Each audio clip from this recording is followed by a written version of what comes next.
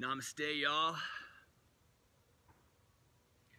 want to talk in this video about prejudging people, or judging in general, because it can not always turn out the way we think it is. We can look at somebody's physical appearance and be like, oh, this person's a certain way, I'm going to stay away from that person, or be repulsed by that person based on the way they look or the way they talk.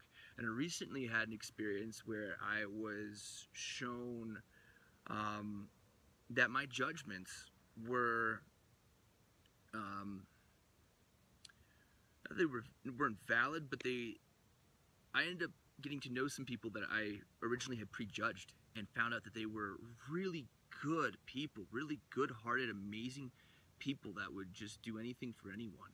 And that quality in an individual is so special and so important, because I even struggle with that quality because I've been hurt so much, and I don't necessarily always want to put myself out there or help other people because I just don't have the time or energy, is how I've been telling myself. So I want to tell you about Duey Dynamite.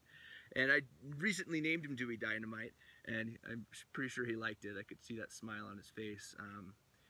I was down, working on a farm. I'm not working on a farm anymore. You can watch some of the other videos and figure out about that. But regardless, I judged Duey because Duey talked funny. Duey talked like he lived in the country. And even worse than my little accent raw here. It was almost really hard to understand Duey. And he had a certain kind of face. It kind of looked like maybe he had done some drugs in the past, and his sister definitely looked like she had done some drugs in the past.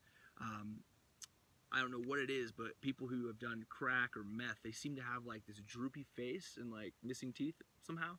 And that typical feature, I've unconsciously come to just judge somebody as like a drug user or a tweaker or somebody I just don't want around. You typically don't want people who are using those drugs around you. That's been my take on it. And they were neighbors from where I was currently where I was staying at the time. And for the first month, I kind of kept my distance. I didn't really care that much to be around them. But towards the end, ran out of space on the phone, had to delete some stuff. Towards the end of being where I was working on the farm, I got to know Duey more. I got to know his sister more.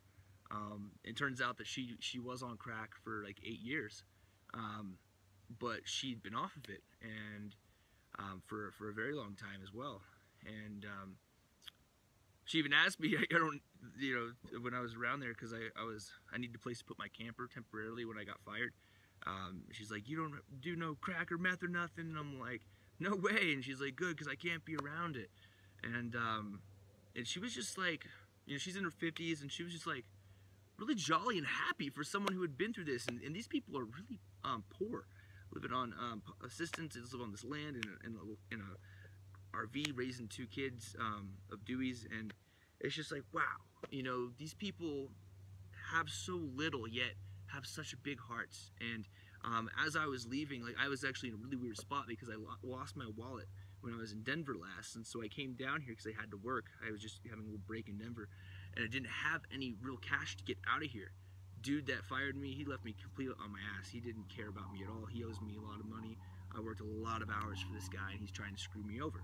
And I'll be figuring that out soon because I've got a contract. But regardless, this motherfucker, no, not this motherfucker, let's go back to Dewey's sister.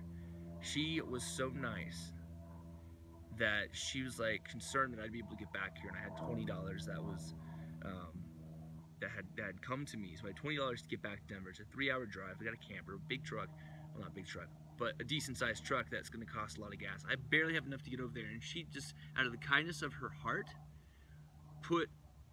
opened up her wallet and grabbed $5 and gave it to me. And part of me didn't want to take that, but I always try to remember, be open to receive, Matt.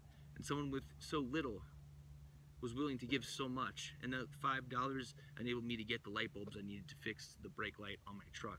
And I spent all day wiring and doing stuff to get my truck fixed so that I could actually go out here. It's been weird trying to get out of here because I don't have any funds. I don't have access to my debit card or anything like that. But soon I will. But regardless, it just amazes me. So don't prejudge. Really, get to know people. and see what's really there, because there's so much more beyond the surface and the appearance and the judgments that we first make.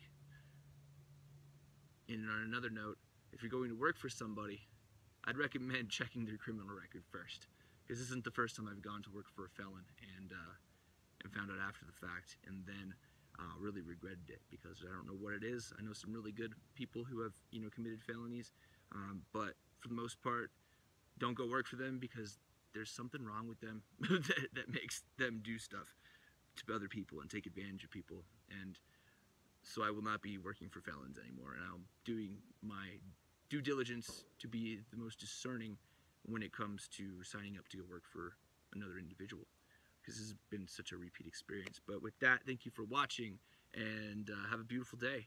And remember, there's beauty inside all of us, even the assholes, even the felons. And our judgments prevent us from fully experiencing all that people have to offer, and the amazingness that they are, because we're all special, and I believe that. Have a beautiful day. Namaste.